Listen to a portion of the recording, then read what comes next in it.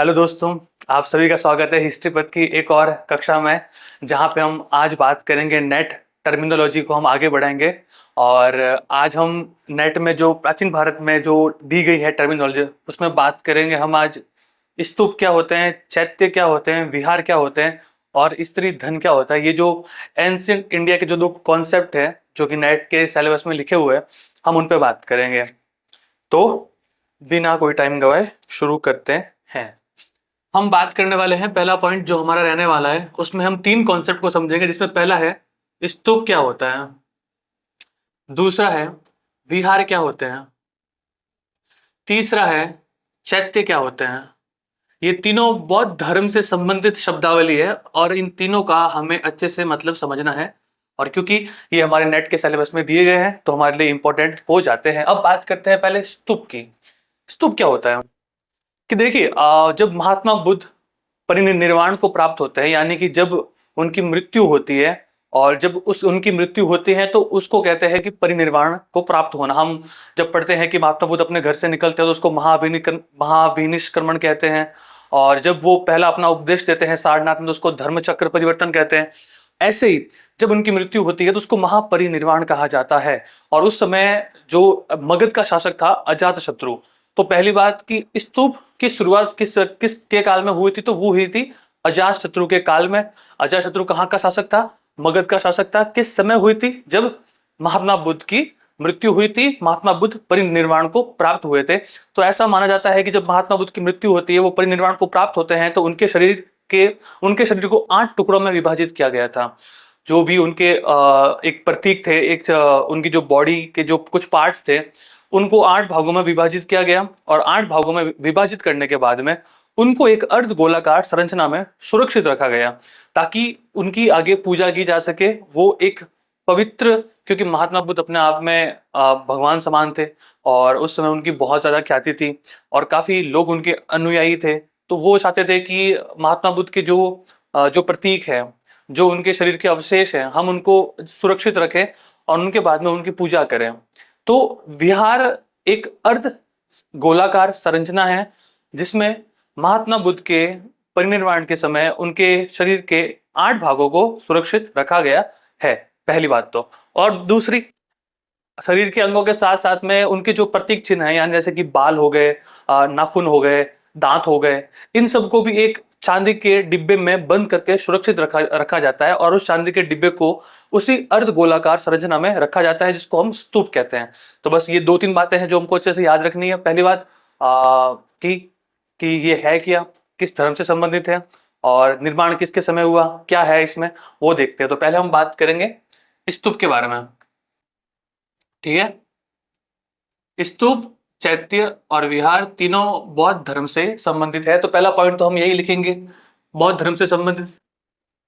क्योंकि सबसे पहले तो यही बात आती है ना कि जो टर्मिनोलॉजी है वो किससे संबंधित है, तो ये बौद्ध धर्म से संबंधित है। पहली बात हमको ये याद रखनी है, ठीक है। अब बात करते हैं हमारा दूसरा पॉइंट जो मैं यहां पे लिख रहा हूं। क्या है ये?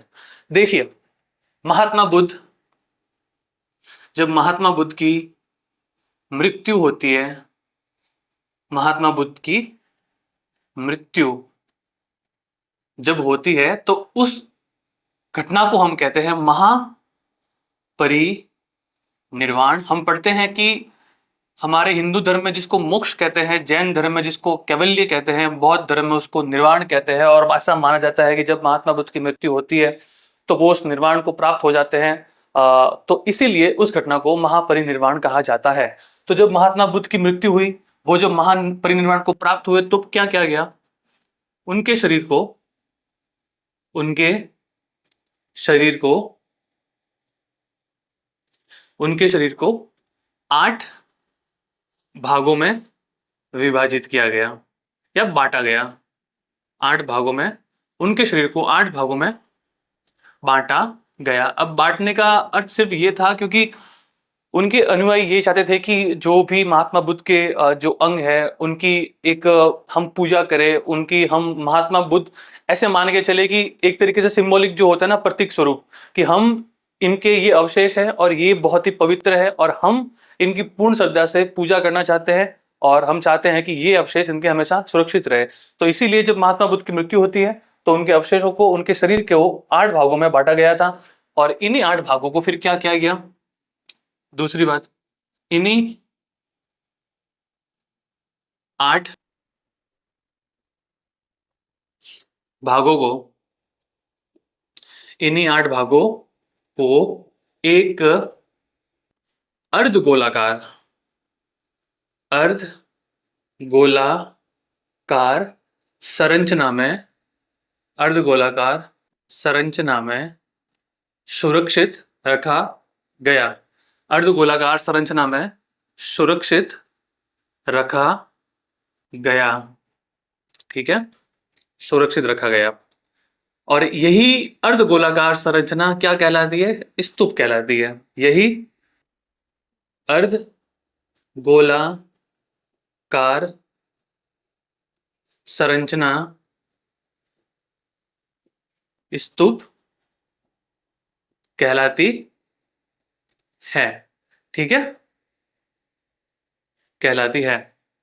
अब देखो ये इसकी संरचना कुछ इस प्रकार की होती है। अर्धगोलाकार मतलब कि ये ऐसे है, तो ठीक नहीं है, अच्छे से नहीं बनता है ना भाई। एक तो मेरी ड्राइंग बहुत खराब है। हाँ, तो ये आप ऐसे समझ सकते हो कि ये ऐसी एक संरचना होती है, ठीक है, जैसे भी आप बस समझ जाना। ये ऐसी एक अर्धगोलाकार संरचना होती है और उसमें महात्मा बुद्ध के क्या रखे जाते हैं, अवशेष 8, जो हम अभी हमने लिखा है ना, महात्मा बुद्ध के अवशेष, ठीक है। एक अर्धगोलाकार संरचना होती है जिसमें महात्मा बुद्ध के अवशेष रखे गए थे।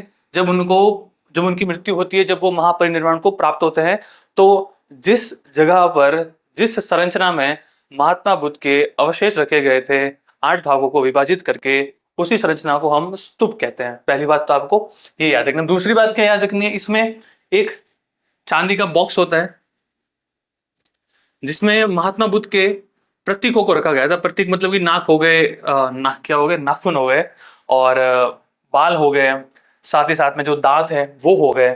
तो इस चांदी के डिब्बे में, चांदी का डिब्बा, ये भी किसके अंदर रखा जाता था, तो स्तूप के अंदर। ये बात भी याद रखनी है।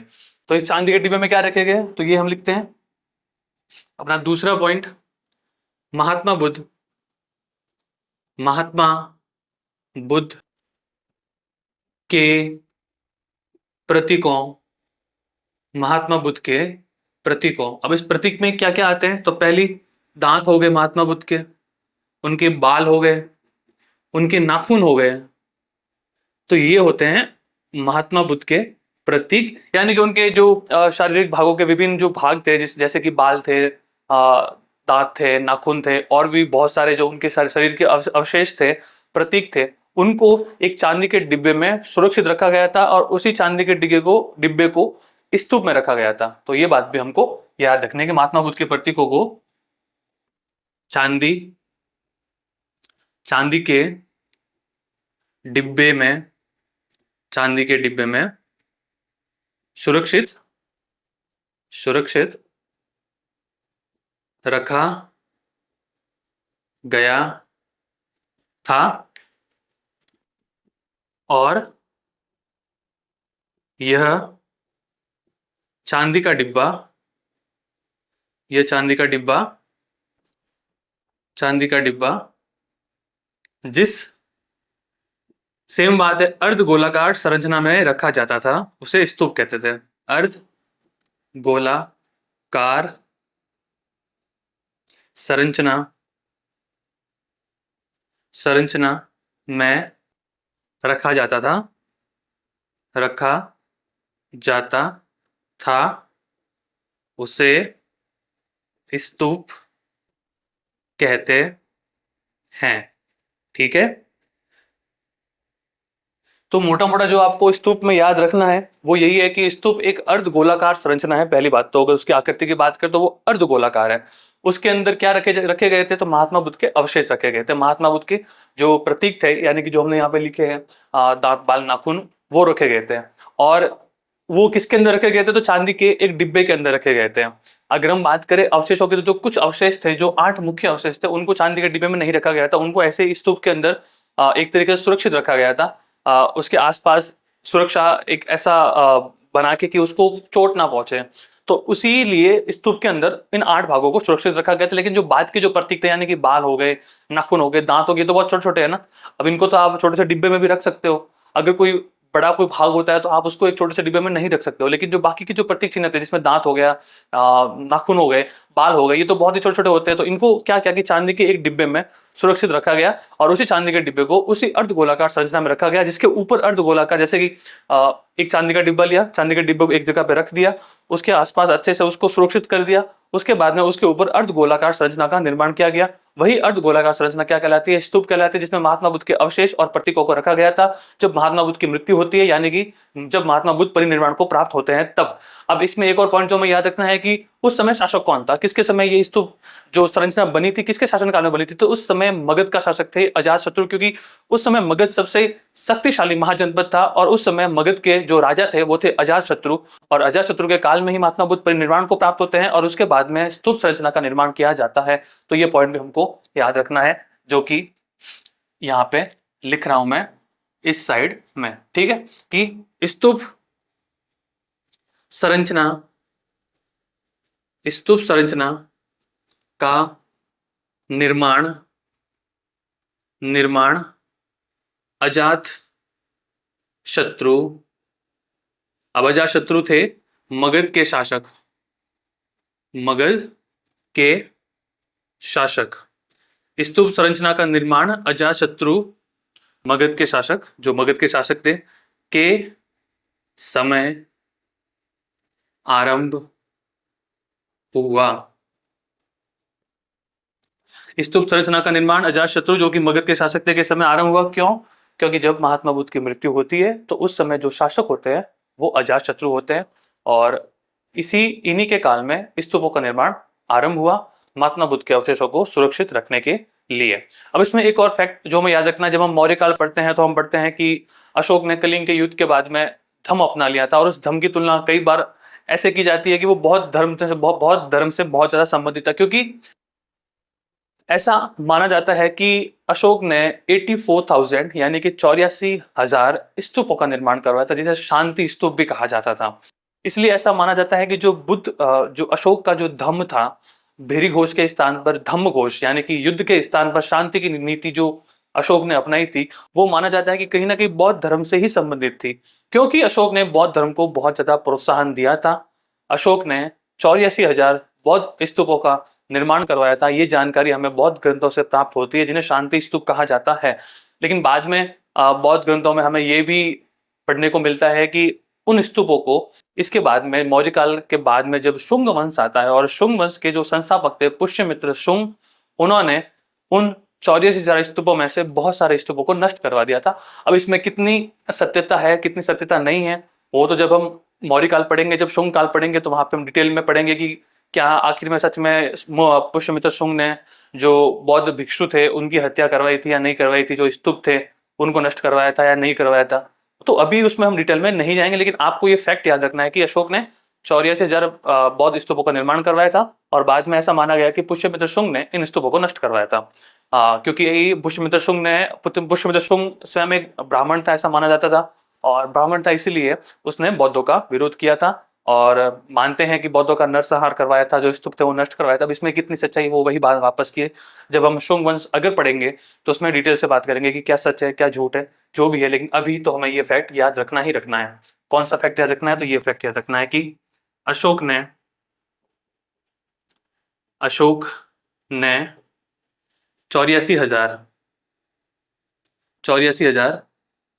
बौद्ध स्तूपों का, जिन्हें हम कहते हैं शांति स्तूप, शांति स्तूप। तो अशोक ने 84,000 बौद्ध स्तूपों का निर्माण करवाया करवाया करवाया था। कौन कहते हैं ये कहते हैं बौद्ध ग्रंथ, कि भाई अशोक ने 84,000 स्तूपों का निर्माण करवाया था। इसकी जानकारी हमें मिलती है बौद्ध ग्रंथों से जिन्हें जिन्हें बाद में मौर्य काल के बाद में शुंग वंश आता है, जिसके संस्थापक थे पुष्यमित्र शुंग। तो बौद्ध ग्रंथ कहते हैं कि पुष्यमित्र शुंग ने इनको नष्ट करवा दिया था। अशोक ने 84,000 बौद्ध स्तूपों का निर्माण करवाया था, जिन्हें बाद में पुष्यमित्र शुंग ने नष्ट करवा दिया था। ये भी कौन कहते हैं? बौद्ध ग्रंथ ही कहते हैं। इसकी जानकारी भी हमें बौद्ध ग्रंथों से ही प्राप्त होती है कि अशोक ने जिन 84,000 बौद्ध स्तूपों का निर्माण करवाया था उनको बाद में पुष्यमित्र शुंग ने नष्ट करवा दिया था। ठीक है, तो हमने पढ़ लिया कि स्तूप जो है वो बौद्ध धर्म से संबंधित है। महात्मा बुद्ध की जब मृत्यु होती है वो महापरिनिर्वाण को प्राप्त होते हैं, तो उनके शरीर को 8 भागों में बांटा गया था। इन्हीं 8 भागों को एक अर्धगोलाकार संरचना में सुरक्षित रखा गया था। यही अर्धगोलाकार संरचना स्तूप कहलाती है। महात्मा बुद्ध के प्रतीकों यानी कि दांत, बाल और नाखून आदि को चांदी के डिब्बे में सुरक्षित रखा गया था, और ये चांदी का डिब्बा जिस अर्धगोलाकार संरचना में रखा जाता था उसे स्तूप कहते हैं। ये हमारी अर्धगोलाकार संरचना है, और ऐसी बहुत सारी संरचनाएं बनाई गई थी जिसमें महात्मा बुद्ध के अवशेष रखे गए थे, और कुछ में एक चांदी के डिब्बे में जो महात्मा बुद्ध के जो प्रतीक चिन्ह थे जो हमने यहाँ पे पढ़े वो रखे गए थे, और उसके ऊपर सुरक्षा के लिए जिस संरचना का निर्माण किया गया था अर्धगोलाकार संरचना का, उसको हम कहते हैं स्तूप। ठीक है, फिर हमने ये पढ़ा कि जो स्तूप संरचना का जो निर्माण है वो अजातशत्रु के समय आरंभ हुआ था। यानी कि जो स्तूप बनने आरंभ हुए थे वो किसके शासनकाल में आरंभ हुए थे? तो अजातशत्रु के शासनकाल में आरंभ हुए थे। अजातशत्रु मगध के शासक थे, और जिस समय महात्मा बुद्ध की मृत्यु होती है उस समय छू की शासक अजातशत्रु थे, इसीलिए उन्हीं के काल में जो स्तूप संरचना का निर्माण है वो आरंभ माना जाता है। उसके बाद में बात करें कि अशोक ने 84,000 बौद्ध स्तूपों का निर्माण करवाया था, जिन्हें हम शांति स्तूप कहते हैं, जिनकी जानकारी हमें बौद्ध ग्रंथों से प्राप्त होती है। और बौद्ध ग्रंथ ही बाद में ये कहते हैं कि पुष्यमित्र शुंग ने ब्राह्मणों को बहुत ज्यादा प्रोत्साहन दिया था, इस कारण उन्होंने बौद्ध भिक्षुओं की हत्या करवाई थी, और अशोक द्वारा बनाए गए जो ये 84,000 बौद्ध स्तूप थे इनमें से अधिकांश को नष्ट करवा दिया था। अगेन वही बात, कितनी सच्चाई है वो तो अब जब शुंग वंश पढ़ेंगे तब समझेंगे, लेकिन अभी के लिए आपको ये फैक्ट स्तूप में याद रखने हैं। एक बार मैं वापस देख लेता हूँ कोई फैक्ट चूक तो नहीं रहा है। ठीक है, ठीक है, बहुत है। अब बात करते हैं अपन विहार क्या होते हैं। विहार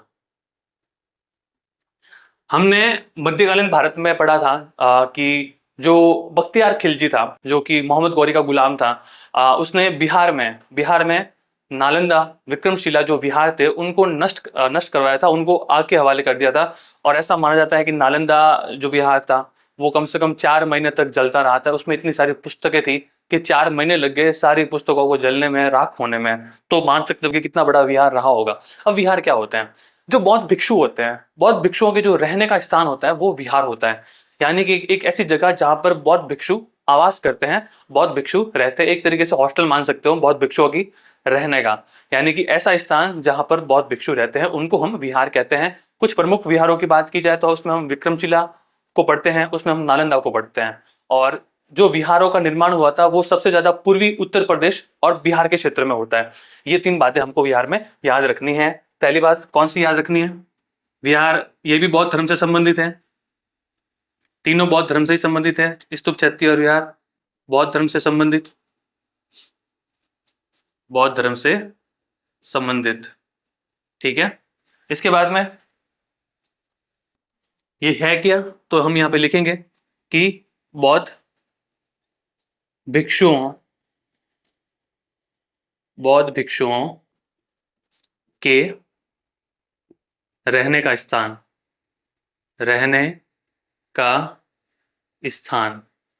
विहार कहलाता है। जहां पर बौद्ध भिक्षु रहते हैं, आवास करते हैं, उसको क्या कहते हैं? विहार कहते हैं। और इन विहारों में बहुत सारी पुस्तकें भी होती थी, क्योंकि बौद्ध भिक्षु यहाँ पे रहते थे तो वो बहुत ज्यादा अध्ययन और अध्यापन का कार्य भी करवाते थे, और ये सारा का सारा कार्य विहारों में ही होता था। तो वहां पर बहुत सारी पुस्तकें थी जिनमें हमें भारत की प्राचीन काल की जानकारी मिलती है। लेकिन क्योंकि कुछ मुस्लिम आक्रमणकारियों ने इन विहारों को जला दिया, वो नहीं चाहते थे कि भारत की संस्कृति है उसके बारे में लोगों को पता चले, तो उन्होंने उसको जला दिया। तो बहुत सारी हमारा जो ज्ञान है प्राचीन काल का वो हमें मिल नहीं पाया, हमें पता नहीं चल पाया। तो हम बात करते हैं इसमें प्रमुख विहार कौन कौन से, तो नालंदा, नालंदा और विक्रमशिला, ये दो प्रमुख विहार माने जाते हैं, नालंदा और विक्रमशिला। अब नालंदा का जो निर्माण करवाया था वो करवाया था गुप्तों ने, और विक्रमशिला का निर्माण करवाया था पाल वंश ने, पालों द्वारा निर्माण। ठीक है।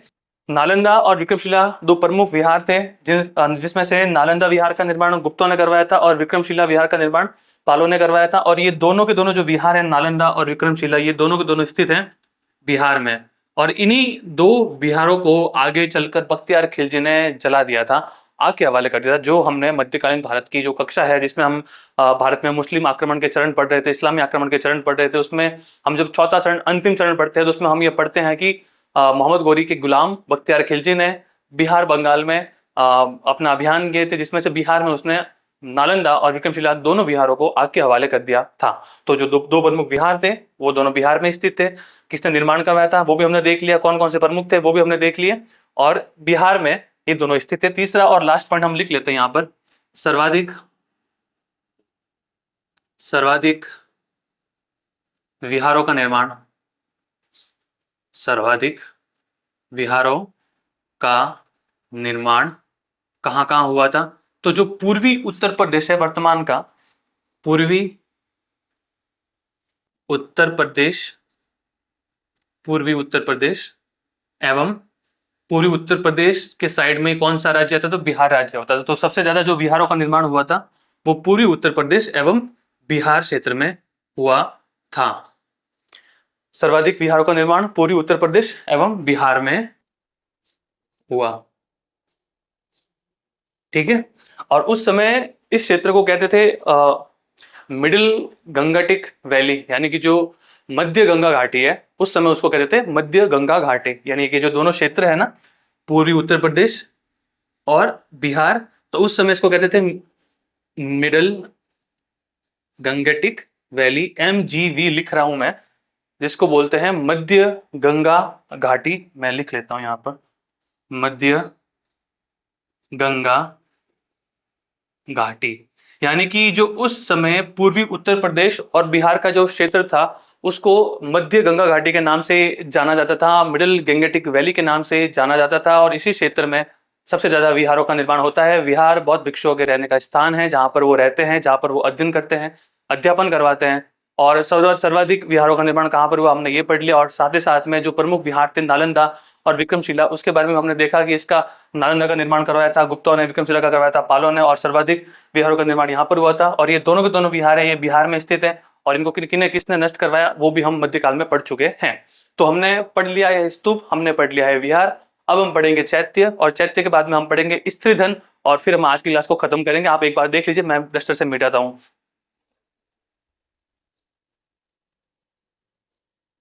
और थोड़ा पानी भी पी लेता हूँ।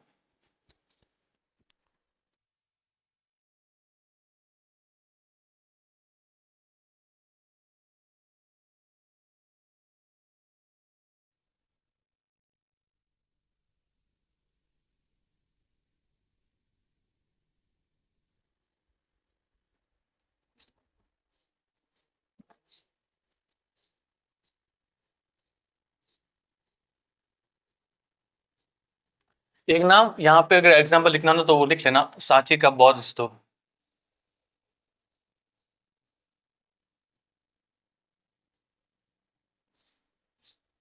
सांची का बौद्ध स्तूप, जो कि अशोककालीन था, यानी कि जिसका निर्माण अशोक के समय हुआ था, मौर्य काल में। ये एग्जाम्पल है। जैसे क्योंकि हमने यहाँ पे नालंदा और विक्रमशिला दोनों लिखे हैं ना, तो मैंने सोचा कि एक स्तूप का एग्जाम्पल भी हम लिख लेते हैं तो अच्छा रहेगा। ठीक है, तो ये देख लीजिए, फिर अपन आगे बढ़ते हैं। गर्मी बहुत है भाई, तो मैं मिटा हूँ। अब पढ़ेंगे हम चैत्य के बारे में, और फिर पढ़ेंगे स्त्रीधन ये क्या होता है उसके बारे में, फिर हम आज की कक्षा को विराम देंगे।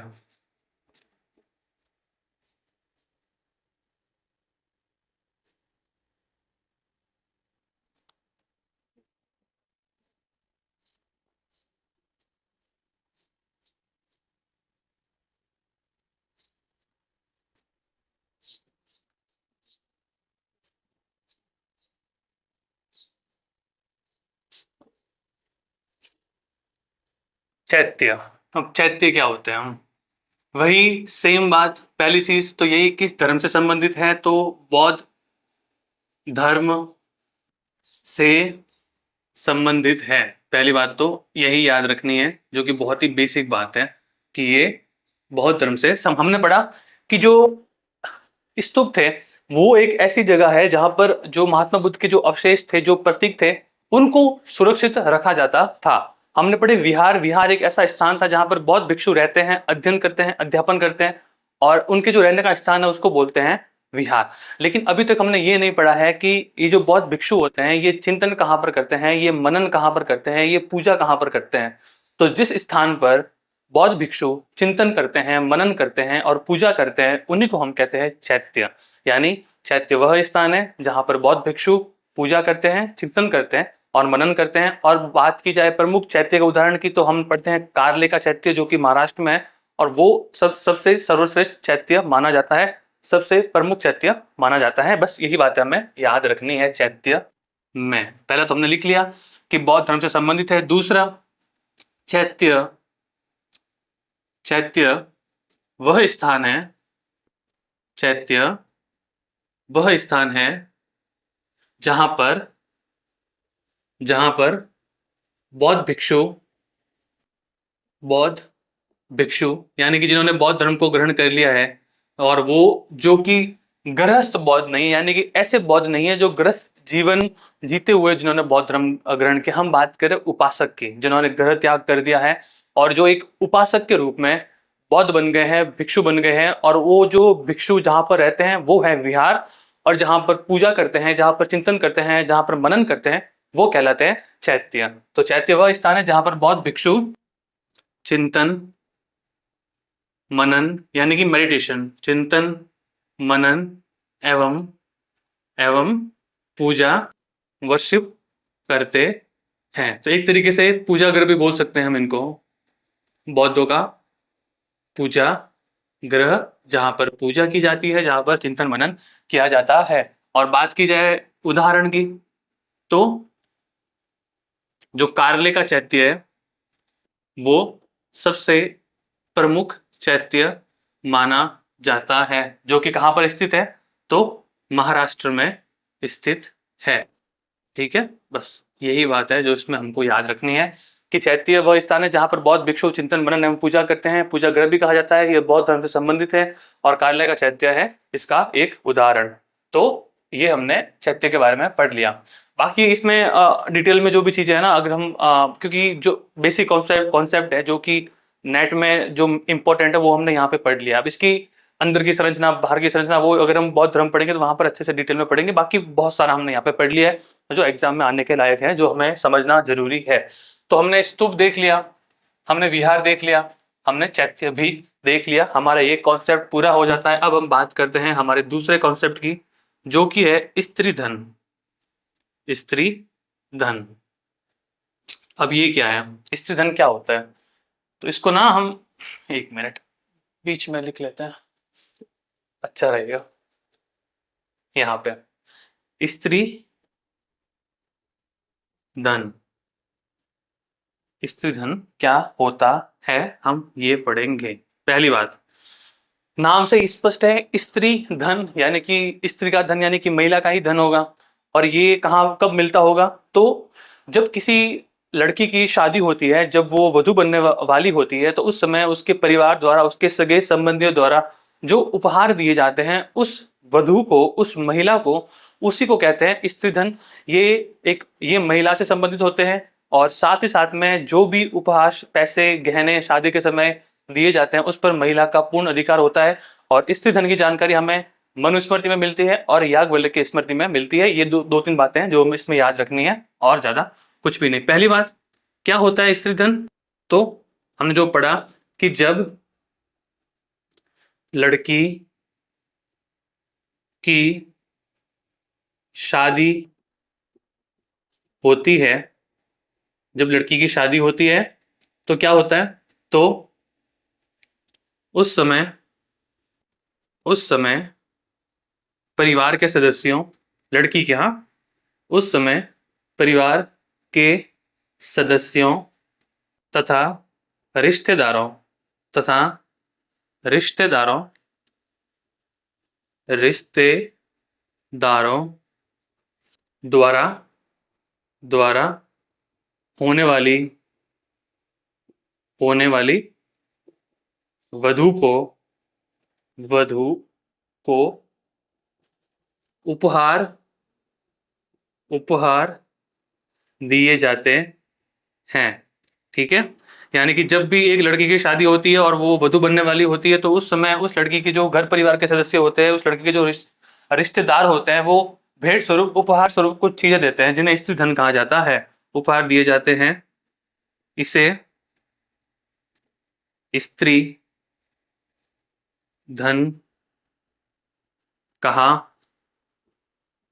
जाता है। ठीक है, जब लड़की की शादी होती है तो उस समय परिवार के सदस्यों तथा रिश्तेदारों द्वारा होने वाली वधु को उपहार दिए जाते हैं, इसे स्त्री धन कहा जाता है। ठीक है, ये परिवार के सदस्य तथा रिश्तेदार लड़की वाले हैं। ठीक है, जो लड़की की जो परिवार, लड़की के माता पिता भाई और उसके जो रिश्तेदार होते हैं, मामा काका जो भी है, वो सब उपहार देते हैं शादी के समय, उसको हम कहते हैं स्त्री धन।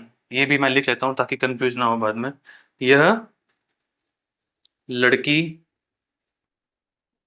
के परिवार वालों तथा रिश्तेदारों रिश्तेदारों